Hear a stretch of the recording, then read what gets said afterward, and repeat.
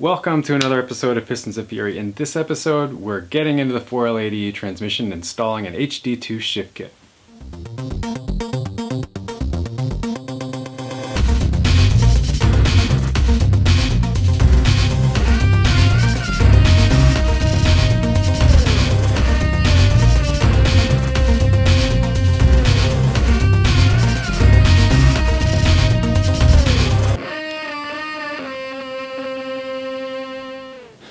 Alright, so start the video today on the floor. So this is my 4L80E, and what we're going to do today is partially install our Transgo HD2 kit. One thing that I'm going to be doing with this is basically partially installing it with no drilling, so that's kind of the big thing here, and also installing a Sonax valve, which helps us avoid some of the drilling. So this install is actually going to be pretty much a direct duplication of A21 Bravo's 25-minute video on how to do this. So basically like the updated method, kind of using people's best practices from having done this and responding to how the HD kit installs kind of in real life. So I'm not going to go into all the detail that he does. I will link his video in the description because I think it's really good and I'm actually going to be using it to reference this, but I did want to document it because this is my project and it's my build and I'm going to document it. So anyway, let's jump in here and get started.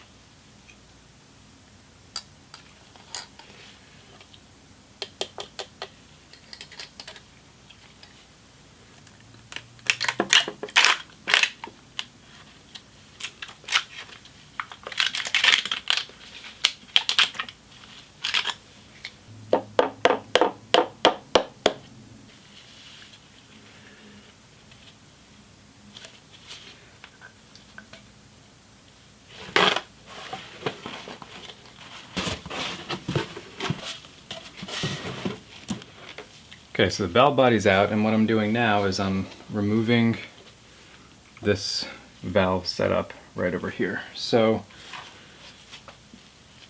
again, check A21 Bravo's video on this. It's excellent, and he gets all of this stuff right, and I'm basically just following along.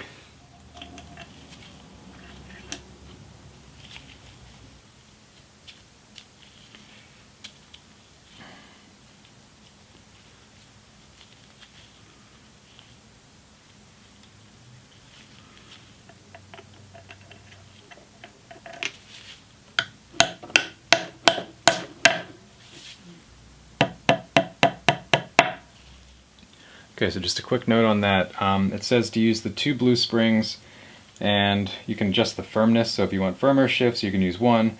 Even firmer shifts, you can use the other one. So basically you just kind of tailor that based on the outer or the inner based on the tension you want, and that affects your shifting. For me, I'm just going to install it straight up and install both of them. I don't need super firm shifts in this, and I think there's lots of other mods that I'm going to be doing to adjust the shift firmness. So flip it over, and the one we're targeting now is this guy right here.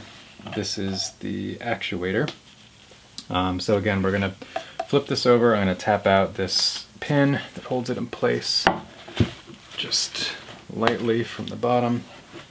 So let's see, we'll kind of prop that up and just tap it out. Okay. Best way to do this, at least from what I've seen, is basically just to come back around. You can pull this out the other side. It's all connected, and you've kind of got a straight shot through here if you have a long enough screwdriver.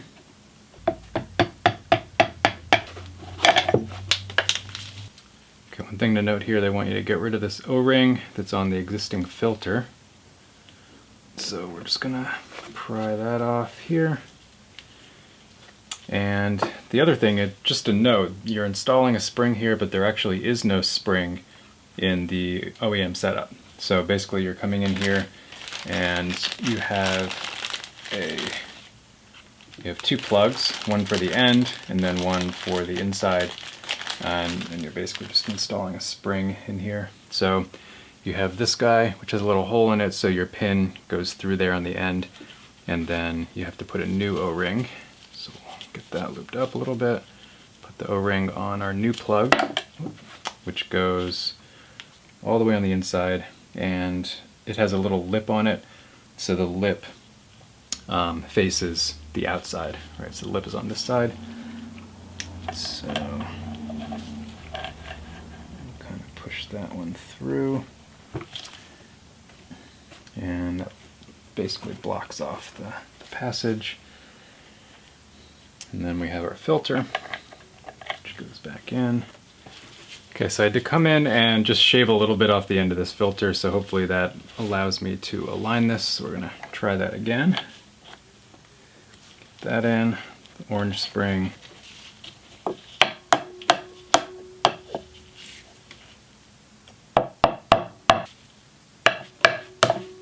Okay, it's both valves done.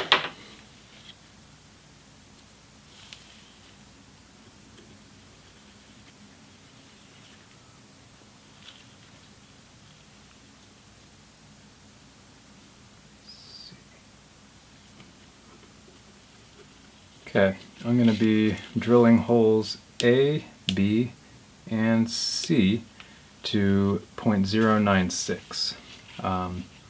This is for the firmness. There is an off-road setting with a small diameter high stall converter, and A21 Bravo's video, actually he's going up to 1/8 inch.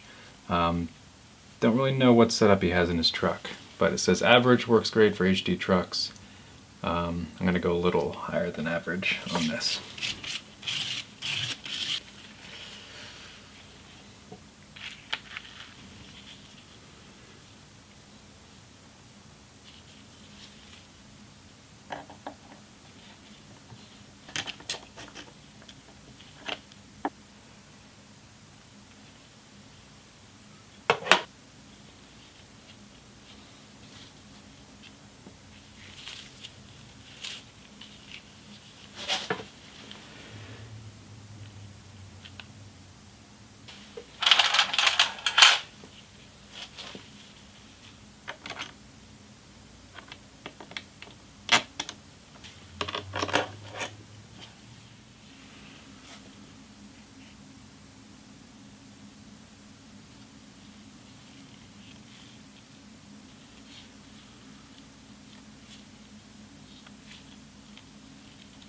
Okay, white spring on outside.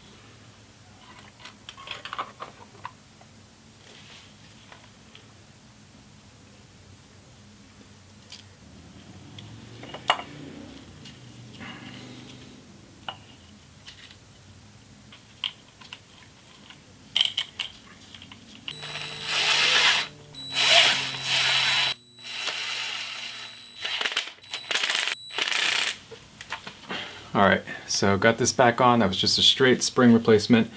And then next is the check ball removal. So there are a bunch of check balls in here, I think 8 of them total, but the one we're going to be taking out is this one here, closest to this accumulator. It's kind of buried a little bit deeper down, or it's submerged in fluid here. So just like that, with a little magnet. And that part is done. So now we have to move on to the main boost valve.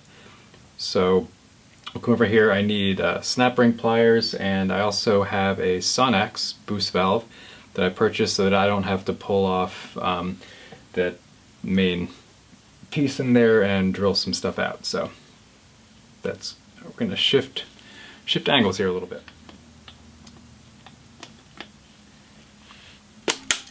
There we go. Okay.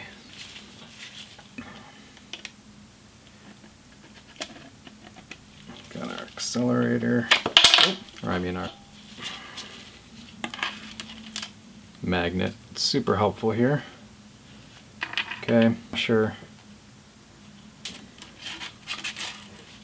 Have a little spring that goes inside it. Then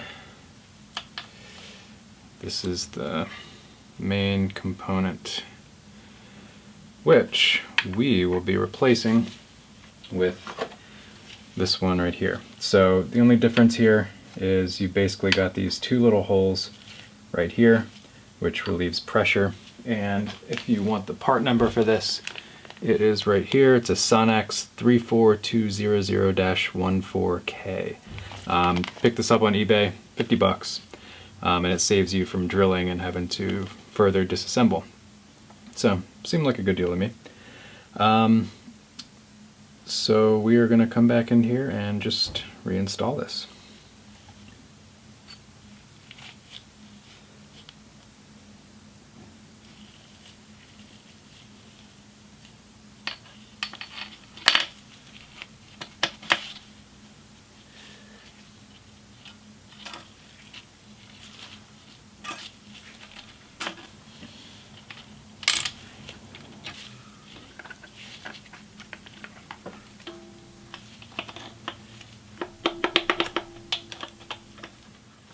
Okay, so basically that's all the modifications done. Now we're back just in our mode of reassembly. So first thing we need to do is put this on. So this is fully saturated with transmission fluid now, and hopefully that keeps our gasket in place. So we're gonna flip it.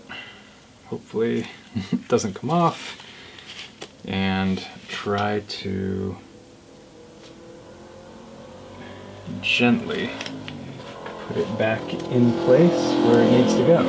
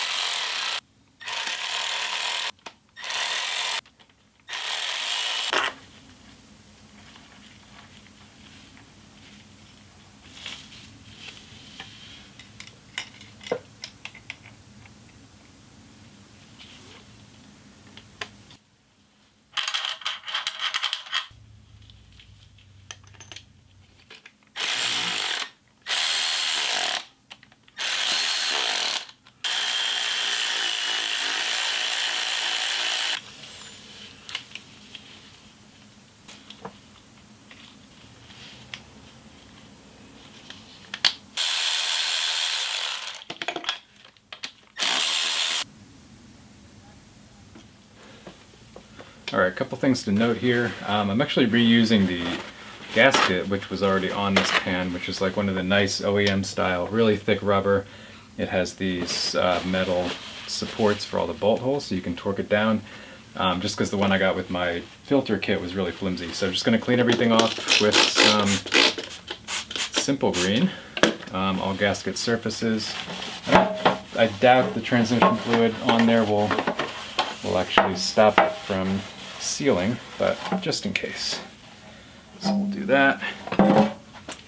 And clean that off, and then get our gasket surface nice and clean as well.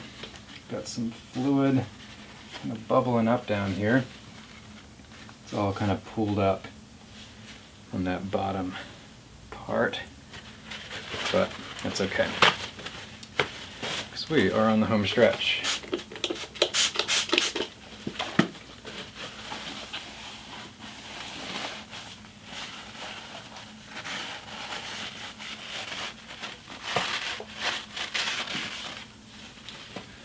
So overall, not too bad.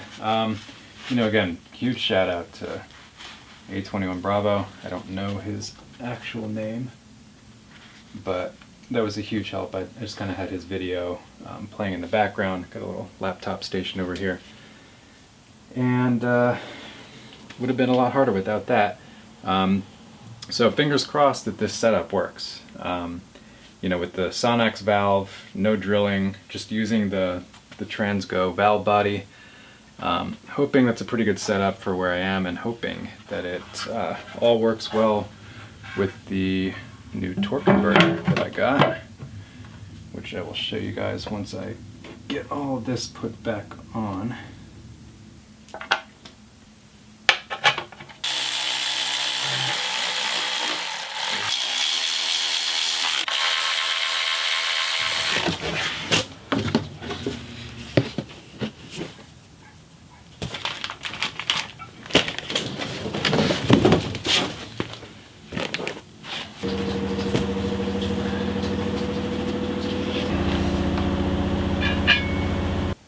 Alright, so what we're working on now is getting the new converter, flex plate, and everything bolted up to the engine transmission, and hopefully all of that together. So what I'm doing here is I have my old torque converter, old flex plate, original to this setup in the engine and the vehicle it came out of, and then I have my new SFI flex plate along with my Circle D Specialties torque converter. You can see the size difference, but what I've been doing basically is just taking two straight lines from the face that mounts against the transmission, and also you know, basically the face that mounts against the engine itself, just to make sure that I'm at the exact same level of depth. I actually didn't measure this, the kind of the setback in the transmission when I took this out on the left, so kind of oversight on my part. But what I'm trying to do now is just make sure that I'm not going to have any issues with respect to how deep it sits in the transmission, and making sure that things will align when I get it all put back together. So the one issue I have is that my flex plate only has 3 bolt holes versus the 6 that are available in the torque converter. I don't know if that's okay. I'm not an engineer for this kind of stuff, so I do have a question into those guys, so hopefully I will hear back, and I will update you probably in this video. So anyway, I'm just kind of checking my depth here and making sure that everything's all good to go before I start putting things together. Oh, damn it.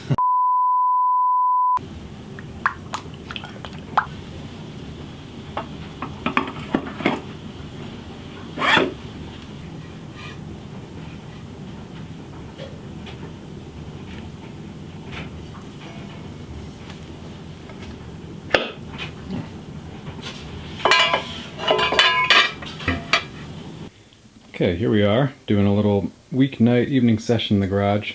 Transmission, engine, transmission, engine. Alright, we are going to get these two mated up. So pulled this guy off the stand, just have it on one of my furniture dollies, which have proved to be invaluable for this project. So highly recommend those. Home Depot, I think they're like 15, 20 bucks each, something like that. Pretty good. They can hold up to 1,000 pounds, which is great for this kind of stuff. Okay, anyway, enough about furniture dollies.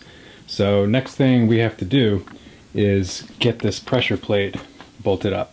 And I actually exchanged some emails with the guys at Circle D, and they said basically a lot of the new style flex plates, not pressure plates, flex plates, come with these 3 bolt holes, and that's fine. So if they say it's fine and we're using their recommended hardware, then it's also fine for us. So the other thing I'm doing is I have these original flywheel bolts or flex plate bolts And these go into, if you didn't already know, the LS motors, the back of the crank right here actually goes directly into an oil galley, right into the engine where there's oil flying around. I guess this case right here, there's oil inside of that. So if you don't use sealant on these bolts, then you run the risk of, well, not run the risk, it will leak oil. So if you ever have an LS and it's leaking, it's probably not the rear main seal, it's probably somebody did not put the right sealant on the bolts. So, tech tip for the day. So we're gonna throw some of this. I've got this pipe thread stick. It says it's good for gasoline and oil and things like that, up to 2000 psi, or temps up to 350, which if my engine gets up to 350 degrees inside the block, I've got bigger problems than the thread stick. So I'm gonna throw that on, put it on these, get this flex plate bolted up and torqued down, and then we're gonna try to get these two mated up. We'll see how far we get.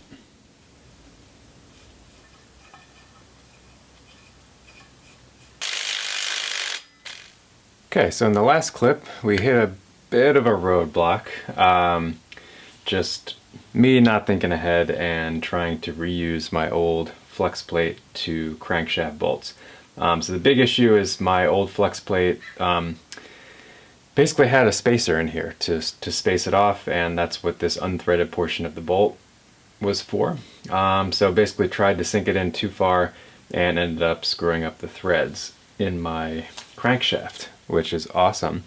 Another interesting tidbit is these bolts are a very bizarre thread and size. So these are 11 millimeter by 1.5 thread pitch. You can't find these anywhere locally. They have to be special ordered from Summit or Amazon. So I ended up ordering a set of shorter ones. These are made by ICT Billet. You can order the ARP stuff. It's all pretty comparable price-wise. However, this didn't solve my problem with my stripped hole. So basically couldn't find an 11 millimeter tap anywhere, because I don't even know if that exists. It probably does, but special order. So I ended up rethreading that, or retapping that as a 7/16 20, so fine pitch thread, and then picked up a bolt. So I'm gonna have one mismatched bolt, but I've confirmed the threads are all good. So if you're in a pinch, 7/16 fine thread, which is 20 thread spacing, it's 7/16-20 is what you need. So that will work in a pinch. If you want to rethread these, you can do that. So I'm basically going to have 5 of the 11 millimeter by 1.5s, and then I'll have a single 7/16 by 20. Not ideal, but it'll work, it's fine.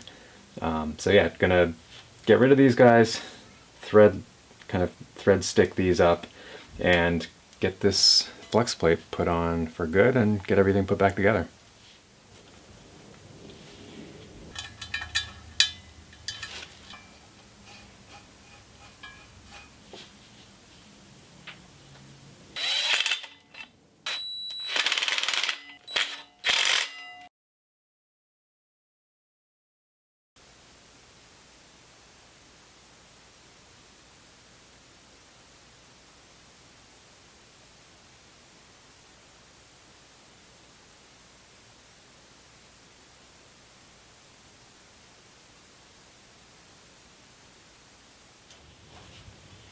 Okay, so the next step in this process is to measure our converter pullback or clearance. So the best way to do this is, they say, to take a 1/8 inch drill bit, which I have right here, and see what your clearance is between your converter when it's fully seated in the transmission and your flex plate. So if I put that in there, you can see there's a little bit of clearance. Well, actually you can't because of the camera angle. That, and we basically put that up in there, and we've got just a little bit too much clearance. So my Circle D Specialties converter came with a set of washers, and if I put one of the thinner washers in, then I get basically perfect clearance. So what this will do is, if I have the washer in here between the converter and the flex plate, when I tighten it from this side, it'll basically draw this in just this 1/8 of an inch, which keeps everything seated and happy, inside the transmission and gives me the right spacing to be able to install and uninstall. So we're going to try to get this flex plate rotated so that I know which bolt holes to use, apply some Loctite to the bolts, and get installing this thing.